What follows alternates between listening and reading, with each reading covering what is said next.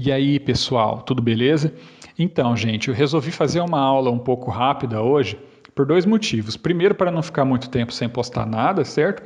E também para que esse assunto não tenha que ser encaixado em outra aula aí, o que acabaria deixando o vídeo muito extenso, né? Então, resolvi fazer uma aula à parte aqui, bem rapidinho.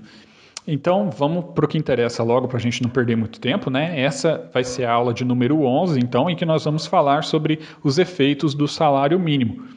Um assunto um pouco polêmico, delicado, que rende muitos debates, mas que precisa ser tratado aqui. Então, gente, eu já peço que antes de você tirar qualquer conclusão, antes de qualquer afetação, de qualquer juízo de valor, de qualquer julgamento moral, antes de você me acusar de qualquer coisa, no mínimo assista o vídeo até o final, tá? E depois analise os argumentos que eu vou apresentar aqui, por seus próprios méritos, tá bom?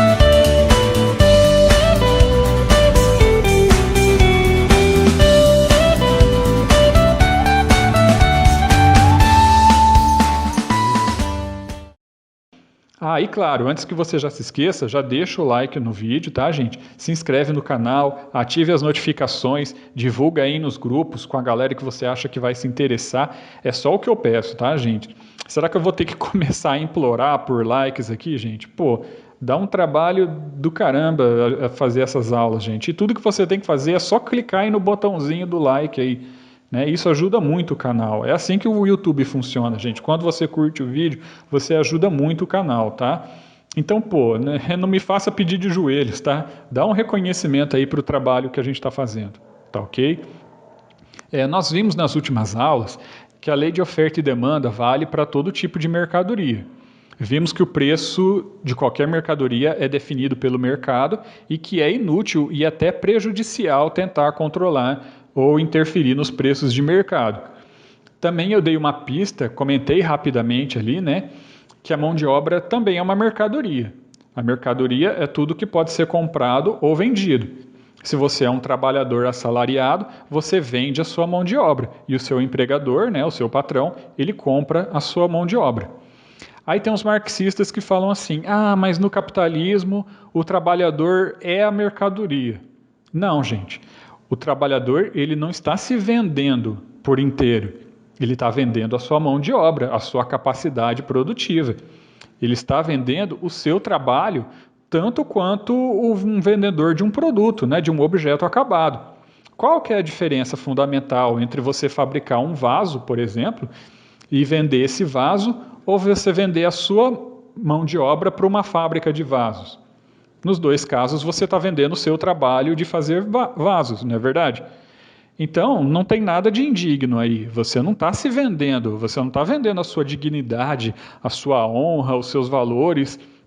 Você não está se vendendo por inteiro. Você não é o objeto. Não é verdade? O patrão não é seu dono. Você está vendendo apenas o seu trabalho.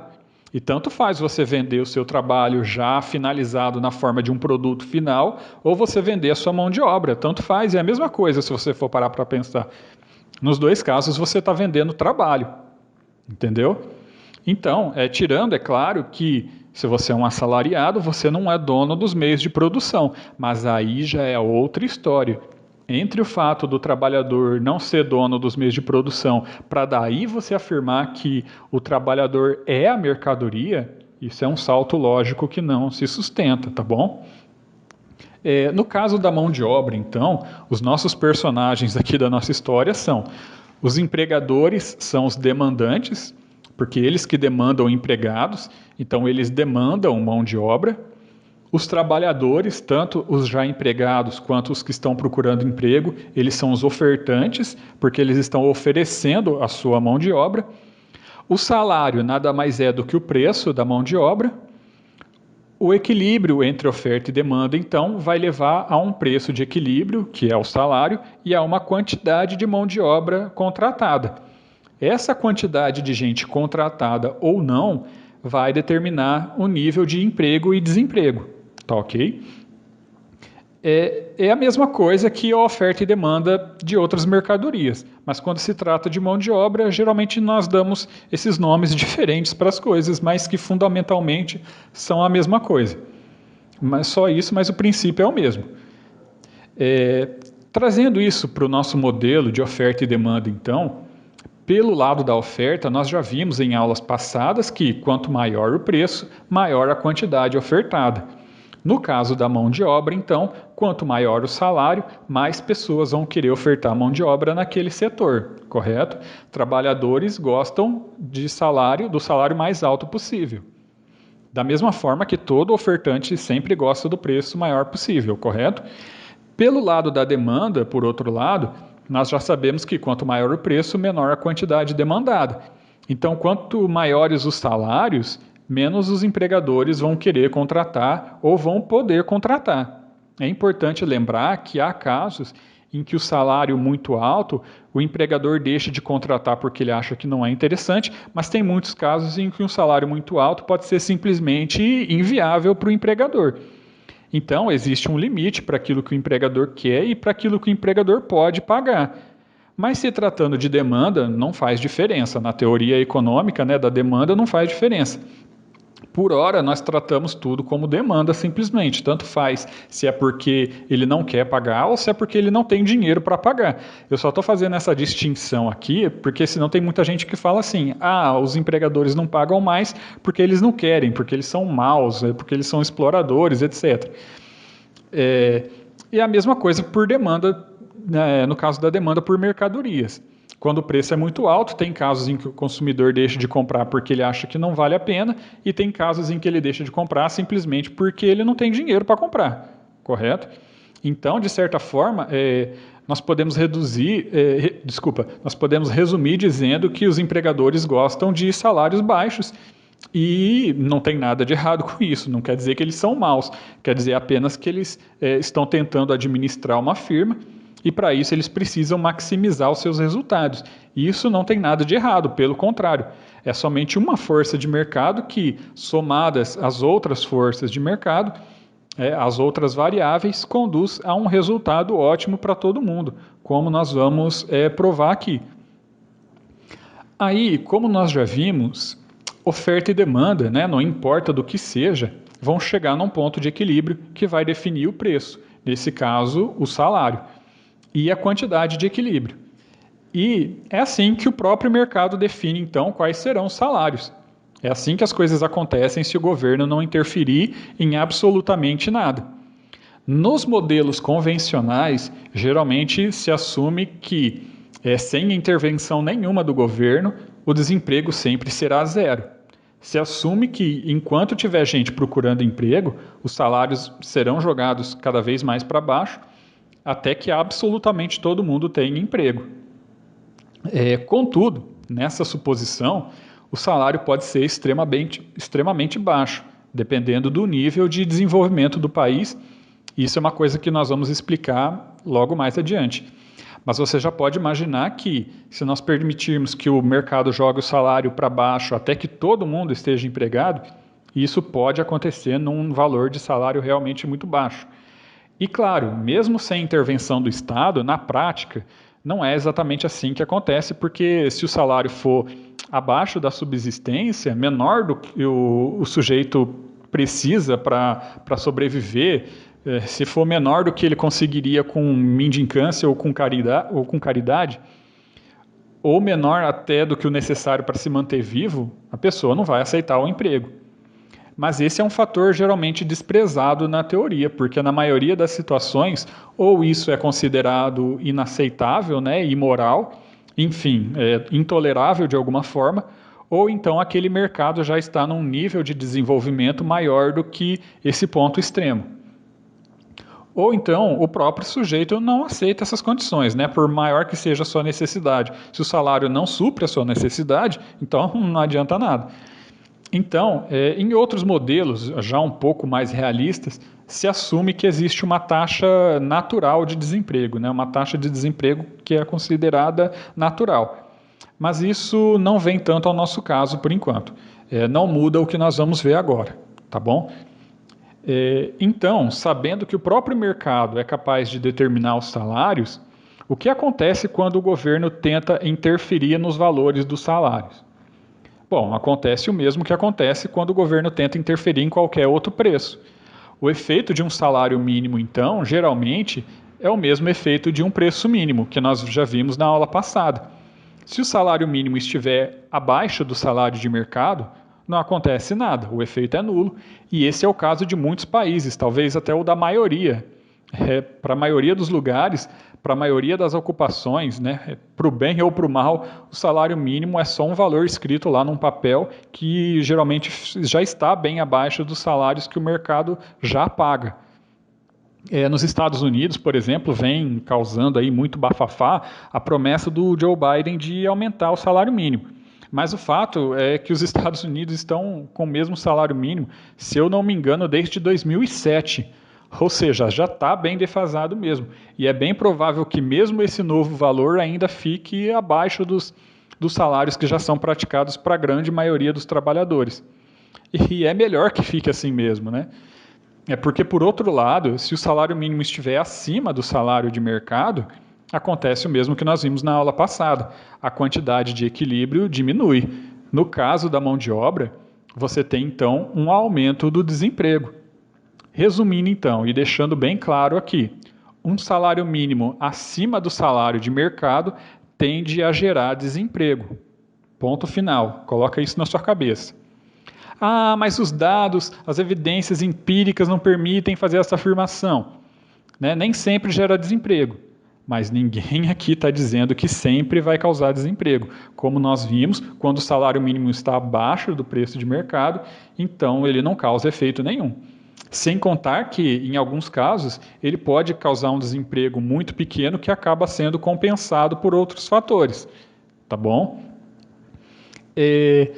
Mas o salário mínimo pode ser deixado mesmo só para o mercado decidir? Isso funciona mesmo? Né? Não é só utopia, não é só cegueira ideológica isso?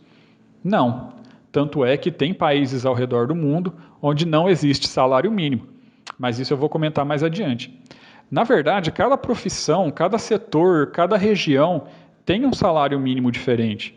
Ou melhor, desculpa, tem um salário diferente. O mercado já paga salários diferentes de acordo com uma infinidade de variáveis. Então, da mesma forma que cada mercado, né, de mercadorias mesmo, tem a sua própria curva de oferta e demanda e, consequentemente, o seu próprio preço, cada mercado de trabalho também tem a sua própria relação de oferta e demanda e, por isso, ele tem salários diferentes. O mercado paga salários diferentes para pessoas diferentes, para profissões diferentes, em lugares diferentes. Se um profissional é muito procurado e tem pouca gente qualificada naquela atividade, por exemplo, o salário tende a ser mais alto. Então, cada mercado de trabalho tem o seu próprio salário médio, porque cada um deles tem uma relação de oferta e demanda diferentes. O salário mínimo nacional, então, é uma tentativa meio burra de padronizar tudo. Para a grande maioria dos trabalhadores, o salário mínimo está abaixo do salário de mercado. Então, o efeito é nulo.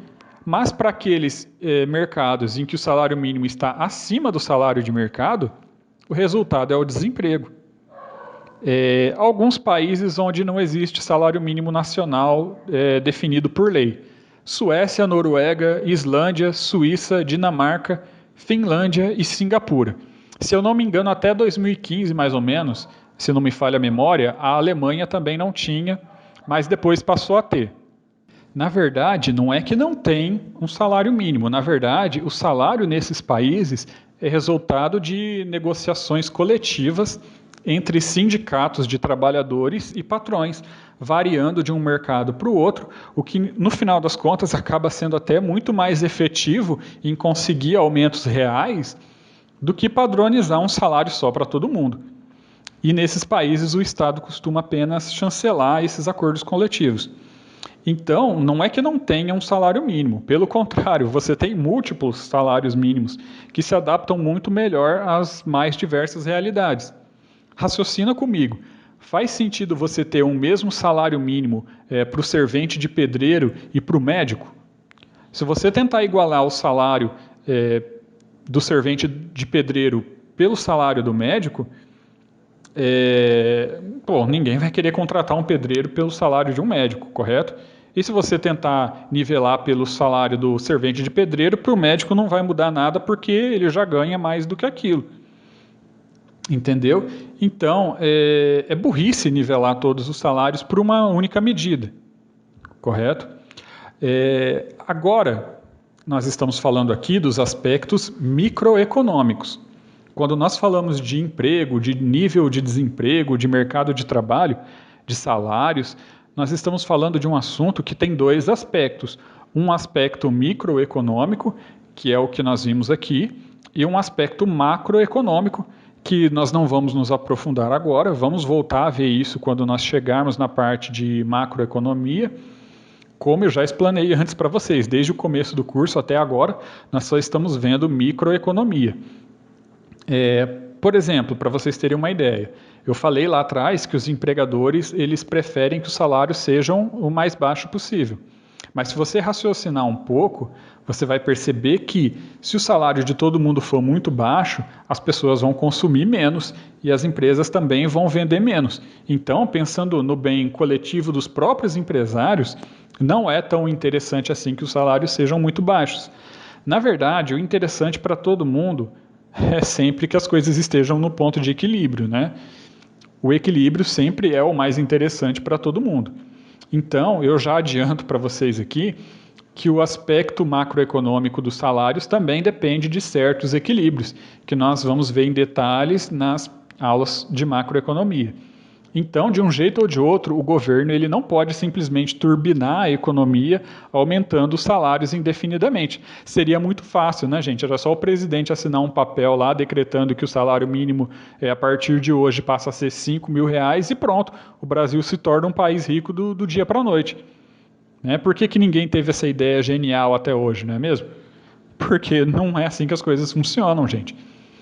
Então... Bom, caramba, eu falei que eu ia fazer uma aula rápida, olha o tempo que já está dando. Mas enfim, imagina se eu tivesse colocado esse tema em outra aula junto com outros temas, ia ficar um vídeo enorme. Mas enfim, vamos adiante. Bom, mas por que nós não podemos decretar então um salário mínimo de 5 mil e fazer o país ficar rico da noite para o dia? Por que não pode fazer isso?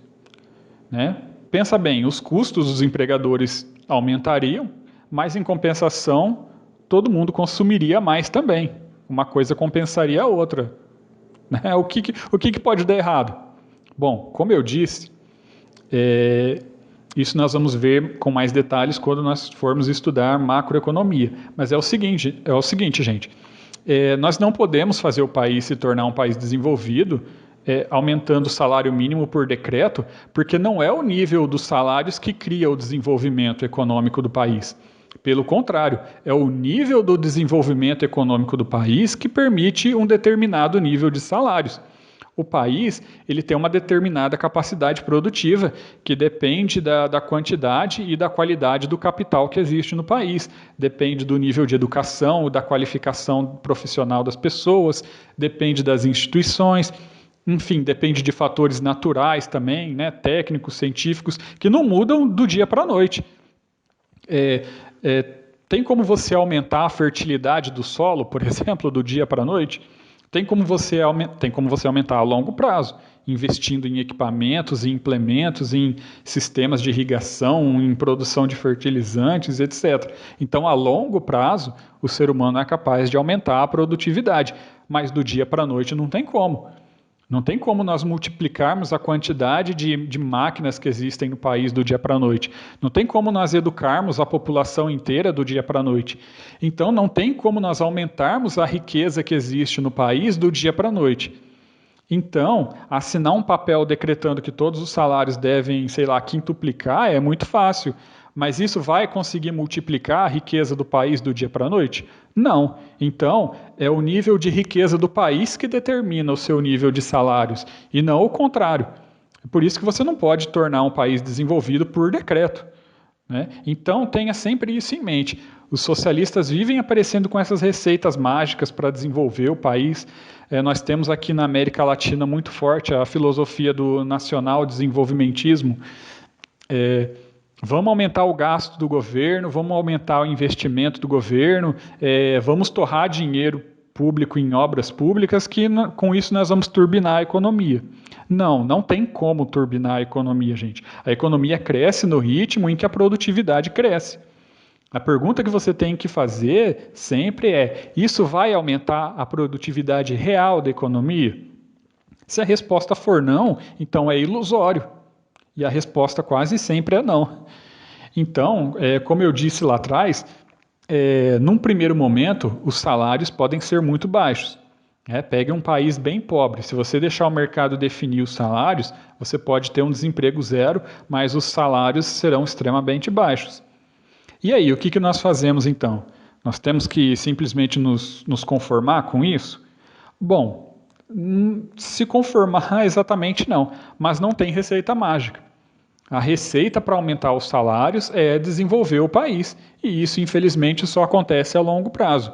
Isso nós vamos ver melhor, repito, quando nós formos estudar macroeconomia, principalmente quando nós formos estudar teoria do crescimento econômico.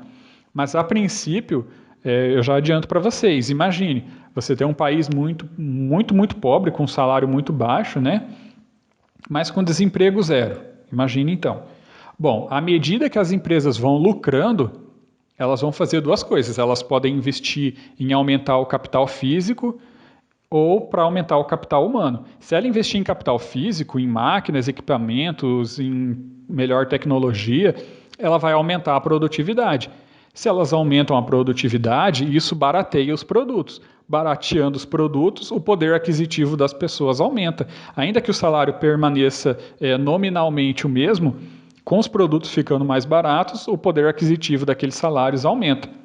Macroeconomicamente não é bem assim, tá, gente? Mas eu estou adiantando aqui algumas coisas e simplificando um pouco também.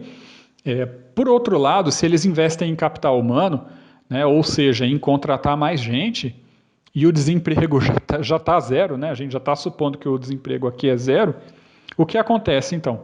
Bom, se todo mundo já está empregado, a única forma de contratar mais gente é tentando tirar a pessoa do emprego que ela já está e trazer para a sua firma. Mas para você fazer isso, para você convencer a pessoa a sair do emprego que ela já está, você tem que oferecer alguma coisa. Geralmente se oferece um salário melhor. Então, na verdade, é aquilo que nós vimos sobre oferta e demanda. Se aumenta a demanda por mão de obra, os salários sobem. Resumindo, conforme as firmas lucram, elas reinvestem e conforme elas reinvestem, os salários tendem a aumentar e é assim que a economia cresce, um passo de cada vez a longo prazo.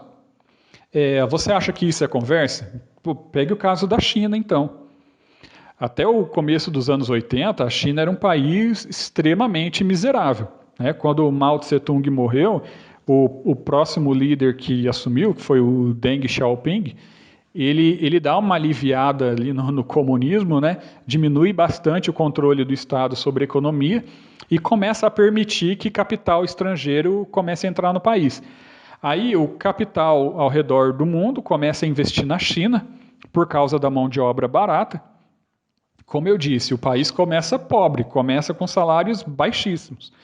Aí as empresas começam a abrir fábricas na China, porque lá os salários eram baixos, né? Então são custos menores para as empresas. Né? Aqui no Brasil, quem é da minha geração, pelo menos, cresceu ouvindo que os chineses eram escravos, né? Que o regime de trabalho na China era a escravidão moderna. Na verdade, até hoje se fala muito isso, né? E eu não nego, era uma situação degradante. Inclusive, eu sou da opinião de que se tiver que desacelerar um pouco o crescimento do país para que as pessoas tenham um regime de trabalho um pouco mais humano, eu sou a favor. Mas o fato é que, independente do quanto isso custou, a China cresceu num ritmo meteórico. Até que, alguns anos atrás, em 2016, se eu não me engano, o salário médio dos chineses ultrapassou o dos brasileiros. Então, quem que são os escravos, né? Verdade? Pense bem nisso. Bom, por enquanto é isso, pessoal. Essa aula ficou um pouco maior do que eu esperava, mas é isso aí. Absorvam o que eu disse aqui com maturidade, com discernimento, tá? Eu acho que eu vou ser xingado por muita gente aí. A esquerda vai dizer que eu odeio o pobre, que eu odeio o trabalhador, que eu sou a favor da escravidão moderna. A direita vai me xingar porque eu usei a China como exemplo. Eu não aprovo o regime chinês, que fique bem claro. O regime chinês é outra coisa. Até no ponto de vista econômico mesmo, tem muita coisa, muitíssima coisa errada na China. Eu só estou falando aqui de um aspecto apenas. Mas quer saber, eu não vou ficar dando explicação não. Quem é capaz de interpretar as coisas com maturidade, tenho certeza que aprendeu muito com essa aula. Se alguém tiver, claro, alguma objeção séria aí, com argumentos sérios para fazer contra o que eu falei aqui, coloquem aí nos comentários, será muito bem-vindo. Agora, se for só para encher o saco, deixa quieto, tá, gente? Ok? E vejo vocês então na próxima aula. Até mais.